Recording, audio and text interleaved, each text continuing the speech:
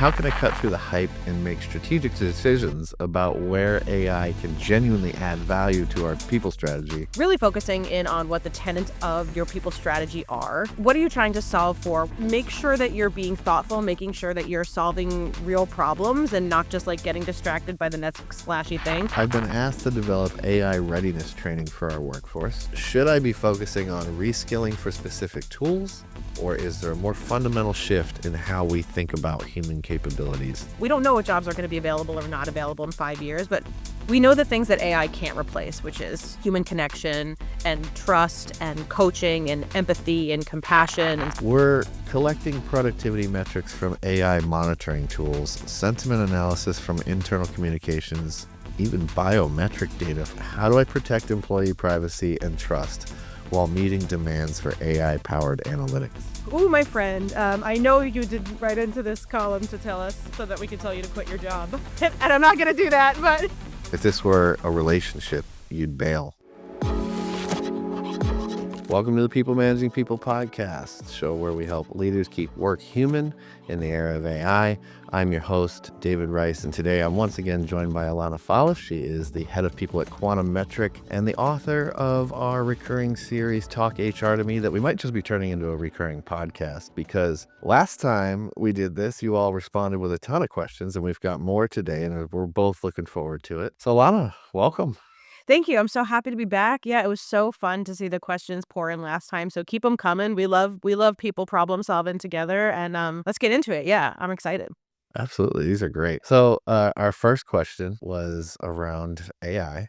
Says there are countless vendors promising everything from AI-powered recruiting to predictive analytics for retention. How can I cut through the hype and make strategic decisions about where AI can genuinely add value to our people strategy without wasting time or budget on flashy tools that don't deliver? Yeah, I feel like a lot of people feel this way. And it's also interesting that you and I are in seats answering these questions, because I feel like the voice that I add to the room around AI and HR is like maybe a little bit more sort of like as skeptical and slow roll than a lot of my peers who have like indexed all the way in. So I feel like I'm always likely to add a little bit of like skepticism to the conversation. But in any event, so I think a lot of people feel this way. There's so much hype around AI right now and so much sort of like directive to incorporate it and make it forefront of your work and solve all of your manual administration problems and all that. But okay, so the things that I think about when not wasting time or budget on flashy tools and like really making a meaningful investment is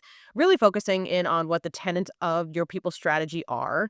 What are you trying to solve for? What are you actually trying to leverage these tools to do? And I think about it like, what are your competitive differentiators? And any AI that you invest in or lean into should either leverage something that you already do well because it's something like that is a competitive differentiator for your company, or fills in a gap that you're not doing well. So I don't know, just make sure that you're being thoughtful, making sure that you're solving real problems and not just like getting distracted by the next flashy thing. I will say for myself, when I'm evaluating tools, I'm not willing to pay my company's money for a tool that's in beta. I'll try it for you. I'll pilot it for you and we'll see if it's proven, but definitely some of these tools have big promises and under delivering. So don't invest in something that's not proven. That's my sort of first thoughts. What do you think? Yeah, no, I mean, I agree. We hear this all the time, right? Like Mm. I go out, I talk to, chief people officers, Mm. CHRs, whatever. And everybody's kind of saying the same thing. It's like, I don't need, first of all, a lot of the tools are marketing a solution that they don't even need. You know what I mean? Like Totally. that happens a lot. And so Totally. Yeah, yeah, yeah. it's like, Yeah. I just need like practical uses. I was talking to one woman, Yeah. and she said, I really, you know what? Why don't you just make something that pulls all these data sources into one places and does some insight analysis? You know what I mean? Yeah. Oh my goodness, that's Something such a good simple. point. But Yeah. I think it highlights the bigger questions. It's not necessarily which tool should you buy, but like Mm. what business problem am I actually trying to solve? Like if Yeah. retention is the core challenge, then start there. Don't start with a tool that like looks amazing, right? And Yeah. I think the other thing is like you got to build in some kind of decision framework. Things like, Mm. all right, yeah, what's the cost to implement it? What data do we Yeah. already have? Yeah, And yeah, what yeah. does this require? Who's going Yeah. to own this tool? Yeah. And like, what are we looking for the outcome to be in 6 months? Because Totally. you don't need 20 just like you didn't need 20 different types of software and you ended up cutting your tech stack down, you're not gonna Yeah. need all these different AI tools in reality, in the long term especially. So Yeah, I oh, think that if resonates, yeah, yeah. I think if you can find one or two that like integrate with your existing stuff pretty well, and you have a process to experiment, evaluate, essentially retire the stuff that doesn't deliver, then I think you're on the right track for where we are right now. I think that's such a great point, and yeah, the tech stack fatigue, the building and building Oh and my building and gosh. building. If your AI tool does not integrate with my current tools, I don't want it. I don't wanna Yeah. just add things to the menu, right? So, either what can you let go of that's not serving the organization and what can you make better? But being really thoughtful about not just, like, these, like, sort of single-use ideas, but yeah, I feel like I get pitched a lot of these products, like, in my role, and, so many of them are not relevant or useful. Like, it has to integrate with what we're already doing for sure. So it's a common experience from what I can tell. Yeah, totally, totally. Yeah. All right. Let's go Yeah. to our next question. It says, I've been asked to develop AI readiness training for our workforce, but Mm. honestly, I'm not sure what that means or how to Er, prepare people for jobs that might not exist in 5 years. Our mm. L&D budget is limited. Should I be focusing on reskilling for specific tools, or is there a more fundamental shift in how we think about human capabilities? Yeah, what does AI readiness really mean? I feel like there's, like, a sort of buzzwordy component to AI readiness, but if I think about what it means to me, I think it means adaptability, and adaptability specifically in a technology-driven environment and the ability to take on new things and learn new skills. So, I think AI readiness is not about one specific tool. I think it's about, like, resilience and receptivity and adaptability as technology continues to change. So yeah, I mean, it's a big ask. Are we rethinking human capability? I think kind of like how technology is going to support us in doing the work more effectively, making sure that we know how to like evaluate technology, making sure that we're choosing the right tools. So the thing that was interesting about this question is that we don't know what jobs are gonna be available in 5 years. It's a really, like, scary and important call out. We don't know what jobs are gonna be available or not available in 5 years, but we know the things that AI can't replace, which is human connection and trust and coaching and empathy and compassion, and so I think there's also a space to lean into those skills, like those coaching skills and those relationship building skills. But overall, I think it's less about, like, sitting in the seat and thinking about what will and won't be available in 5 years, but just building a workforce with readiness to be able to adapt and leverage into the human part of HR. So, Yeah, I mean, mm, that resonates because I think the adaptability part is the key, right? Like yeah. even ChatGPT now versus when it first came out, it's like not even the same tool hardly anymore. You can do like so much more with it than you could then. And so that is the thing, like building that adaptability muscle is the key. That's what's going to keep folks somewhat relevant. I mean, the tools are going to change. The prompt design, data literacy, all of that, those don't necessarily get old, right? Like Yeah. they have Mhm. longer shelf lives anyways. Mhm. Critical thinking never expires, so you Mm. should Yeah, probably problem solving. Yeah, yeah, exactly. lean into that. And Yeah. then, like, in terms of the budget part, I'd focus on transferable capabilities, like how to work alongside automation, how to interpret AI outputs critically, and, like, again, that goes back to the critical thinking piece, but, like, Yeah. how to collaborate in hybrid teams, like, these things probably will exist in 5 years. So it's worth, like, really focusing on hyper focusing in those areas. Yeah, and also I think there's something to be said for, like, if you're working with your specific team, the advice I always give my team is to think about what makes them different as an HR practitioner, because those are the things that are gonna be what makes them hireable and makes them promotable.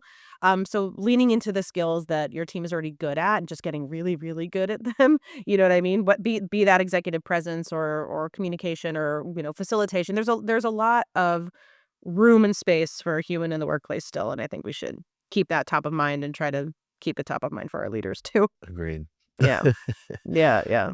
Alright, Mm. next question is, our company has grown from 50 to 200 employees in 2 years, and I feel like we're losing the Mm. family culture that made us special. Mm. Leadership wants to scale everything from policies to processes and benefits, but our surveys are telling me people feel like numbers now. How Mm. do I preserve our humanity while building the structure we need? That's such an interesting question. I deal with this, like, a lot as a person who's always historically worked at startups that, like, with scale up comes more process and structure, but also comes less, like, latitude and flexibility and the ability to function like a team of best friends, like, doing the work. I think I would say can you get like a sort of focus group of long tenured employees going, or a culture committee of some kind going?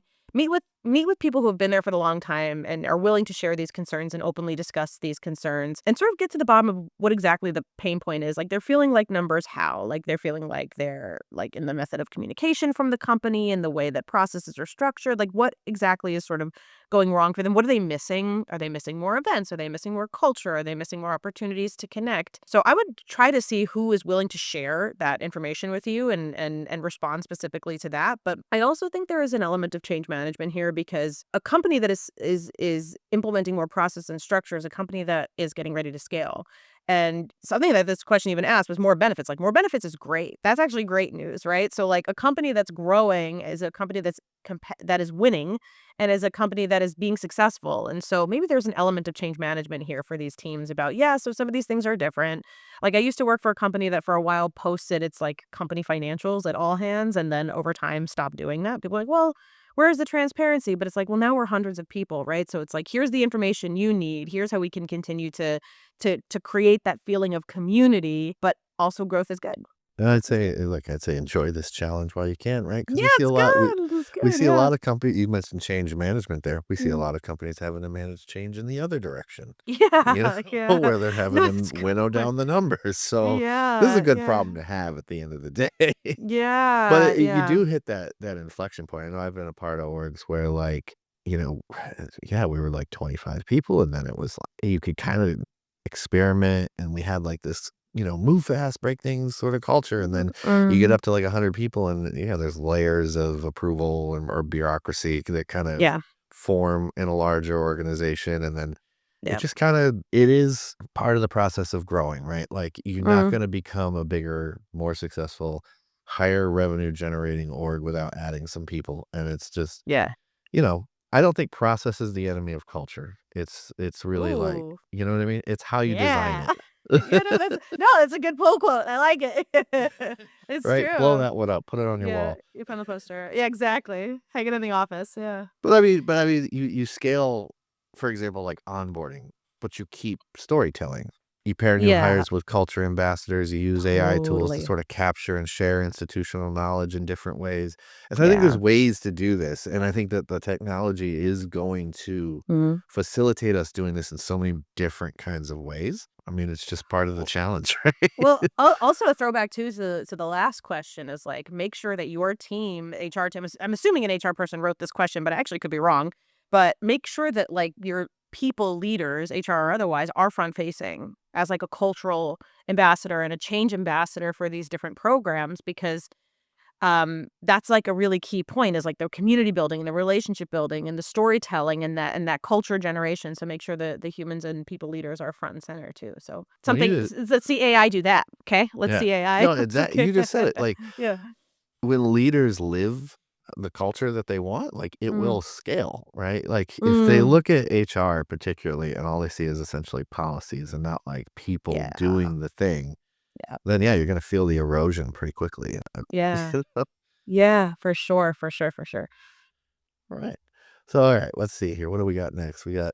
We're collecting productivity metrics from AI monitoring tools, sentiment analysis from internal communications, even biometric data from workplace apps. Oh boy.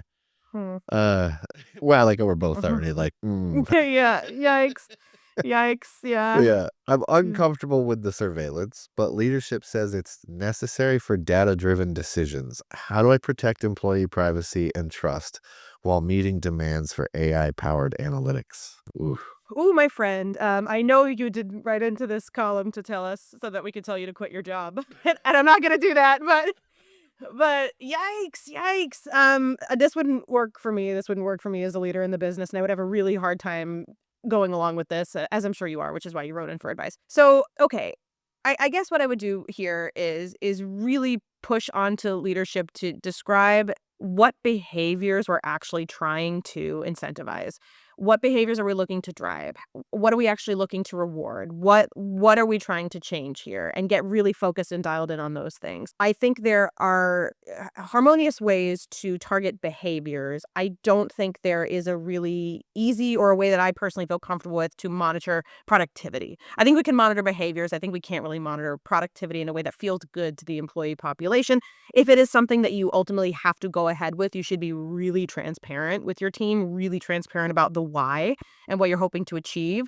And may I even suggest trialing it and then retiring it when we feel that things have reached a better place. But yeah, I don't think I would feel comfortable doing this. I'm sorry to tell you. Sorry to tell you. Yeah. Yeah. No, I mean, this is the definition of a trust issue, right? Yeah. So if this were a relationship, you'd bail. Totally. No, that's right. That's You know, right. like they Yeah. start going through your phone, you start to think about like, is it time for me to go? Right. So like, I think you have to Uh, talk about this as a trust issue, and yeah. this isn't even about data, right? And like necessarily what you're collecting. Like I think employees tolerate, just like the general population, we tend to tolerate a level of data collection if we Hmm. believe that it's either ethical or it's Mm-hmm. transparent or it's genuinely in our interest, right? Like Mm. if it is in our interest, people kind of don't care. They'll be like, oh yeah, well I of course I want to see ads that, I mean that's the Mm. one everybody hates, right? But Yeah. Right. Sure. but still, like, Yeah. and I think you've got to get the governance layer in there. And what I would say Yes. Yeah. Good is point. like try creating like a data ethics group that is both Hmm. leadership and employees together, co-designing what everybody's comfortable with. This way, you're at least clear about what you're collecting, why you want it, what's Yeah. off limits. The employees have a chance to say what's off limits to them, like, Mm. and maybe that can kind of turn it from surveillance into sort of like a co-designed Mm. intelligence system, essentially, right? But Those are honestly, if yeah. leadership thinks productivity is built on this surveillance, I mean that's a cultural red flag, right? So, Yeah, uh, totally. yeah, That was a measure real outcomes. yeah, measure outcomes, no, and to the extent that you're able, like, influence a very focused approach here and a very specific approach, but that was a really good point because we know that, right, like, most companies have a right to, look at what employees are doing with their equipment and machine, right? Like, we know that it's usually signed at some point within your employment agreement process. But, there is certainly a concern here around, like, data privacy because there is a variety of state laws around, like, what personal information can be collected or has to be reported on, and so I'm not an expert, I'm not an attorney, but I would also make sure that this is, like, up to speed with, your legal team and your security team, so there may be other legal implications that I'll just call that out, but yeah, it is a cultural there is a cultural problem if this is what we've resorted to, for sure. Yeah, I know it gives me. It's like one of those one. It kind of gives you the willies, right? You're like, and you always think about like I know for me personally, like, I leave my laptop on, and then it's like Mm. the microphone's always on. So like, is it Mm, hearing us talk about like my mm, me talking to my son about whatever, or was talking to my girlfriend about what, mm. like it's Yeah, uh yeah yeah, I don't like it. I don't like it, that's yeah what that I'd say. data's in there, you know. Yeah, for sure, for sure. It's weird enough having the phone around and it's always listening. I think it was the other day as we were talking about something and the first ad on Instagram was exactly that. I was like, I "Oh!" know. I know. How is it doing it? I know, it's crazy. If a friend recommends me something, that thing appears on, like, my Facebook ads the next day. Yeah, It's like, exactly. whatever, it is what it is at this point. But we have some agency and autonomy in the Yeah, relationships, to your point, that we choose to cultivate, and that would not be a relationship that I felt comfortable with from my employer. I'd feel weird about that. yeah, and I think people are wanting more control over how their data is used and how it's Yes. collected, and so, like, yeah, I think that's Yeah. why I feel like because people are invested in that, this is the time to Mm, have that conversation, to co-design that with them, because there's a lot of people with opinions about this stuff, and you can actually probably have a pretty interesting conversation about what people are willing to put up with and what they're not, and yeah. I think that's worth having. I Yeah, mean for sure. Yeah, I think so too. all right. The next question. We discovered that one of our employees built a custom GPT to coach him on how to flirt with coworkers, and he's been workshopping and sending romantic messages on Slack. Jeez. Oh my god. HR is manually combing through threads to find out how many AI generated pickup lines there are. And Oh whether my anyone god. actually replied. How and where do I even add this to policy? Oh my God. I was gooped by this question. I was absolutely gooped by this question. What? What? I was like, wow. I mean, innovation. He's an He's an innovative innovator. spirit. He's an innovator. Oh my God. Okay. Well, to answer the firstly, this is crazy town bananas. But to answer the question at hand, I mean, you can't have your AI policy, I think, account for every single crazy fringe use case that people do and cook up. I think your policy should not speak to every crazy thing people can actually do, but should instead speak to like best practices usage of the technology and then like examples of misuse. So like it's intended for this and examples of inappropriate use would be X, Y, and Z.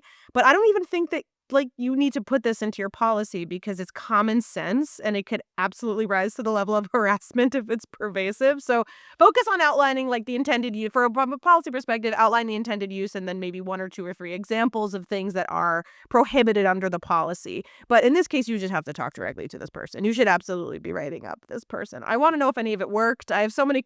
Can you follow up, reader? If this was you, I need to know what happened.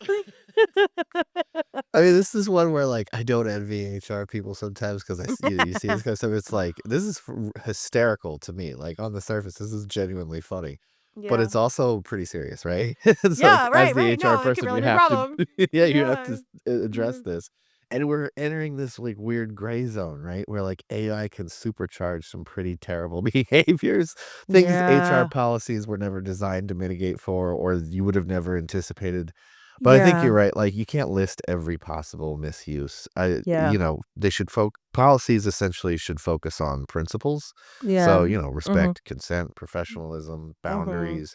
So whether it's AI Mhm. augmented or not, it still violates those and it's a problem. Totally. And I would also be willing to bet that this probably falls under some kind of harassment policy that you have elsewhere, in your handbooks and employee documents. So, yeah, I think this is not like a specific to how to use this tool policy. It's just like a general principle that you probably have covered in many places, throughout like your handbook and stuff. But, oh, wow. Yeah, I want to know what happened. Let us know. Yeah. If you're one of the Mhm. recipients of one of these messages, I'm curious, was it a decent pickup line? Did it work? Did Yeah, it I work? Were you more yeah, interested no, yeah. after? People Just find from a new social perspective. Right? People find new and creative ways to do crazy things in the workplace, man. So, AI is no exception. So, wow. That was a wild one. That was a I wild saw that one. one come in and I was like, "Oh, I can't wait for this." Yeah, I know, I know. Oh, man, All yeah. right, final Alright. question. Yeah. I'm struggling with a disconnect between what our leadership says about work-life balance and what they Mm, actually expect. We promote flexibility, but managers mm. still schedule last-minute Friday evening meetings and expect weekend email responses. How do I address this gap without seeming like I'm not supporting business needs? Yeah. Oh, this is a tough one because burnout is just so pervasive. Like I work in the tech industry and I think burnout is like a thing that we hear almost every survey we do, almost every employee listening. Like there's always this balance between driving, exceptional business results and being able to have your team members have a relationship to work that is sustainable and comfortable. I think it's about implementing some kind of framework or especially some written guidance about like defining what's important, like defining working parameters. Here are the circumstances or the occasional seasons in which we may expect you to have to go above and beyond. Like if you work for any software company, like supporting for a retail brand, for example, Black Friday is like people have to be on, even though it's a day off for many other companies, right? So some kind of like best practices framework or working guidelines framework of like we aim to, we promote a culture of flexibility. We promote a culture of working when works best for you. There are times that we need all hands on deck, and those times are these examples, in which case some late nights may be expected. As a matter of course, as a matter of day-to-day working course, weekend email responses should not be expected. So in that case, that's something that you need to address.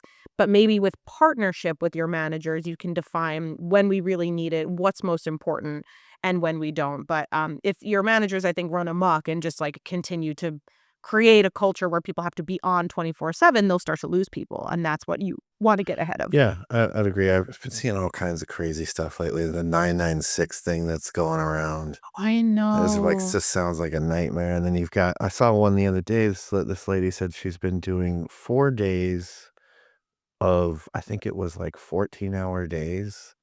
followed by 3 days off. So she's like, "Oh, I got a 4-day work week." I'm like, "Yeah, and this is a recipe for getting addicted to drugs or something. Like, what are you Yeah, kidding me?" yeah, Like, right? Oh I my mean, first of all, god. the work quality is gonna suffer. So Yeah, this is already a bad business idea, in my opinion. totally. Yeah. And then, yeah, you're just gonna burn yourself out. I think from the perspective of this question, though, like, when employees hear one thing, they see another, you don't just lose goodwill, right? You lose credibility. Once we're all sitting around having this trust conversation, but Mm. you're eroding credibility. So Yeah, it's yeah, you've got to weigh up, like, what's gonna make every initiative harder. Well, this is one of those things. Like, when yeah. we don't live this value, this is gonna make everything harder, and people are looking Yes. out, and they're seeing some terrible behaviors like I'm talking about Yeah, going around the professional world right now, and they're like, yeah. "Listen, if they I gotta draw the line somewhere." So it starts to become sort of, like, combative, and that Mhm. is not where you want your people to be. So I think it's No.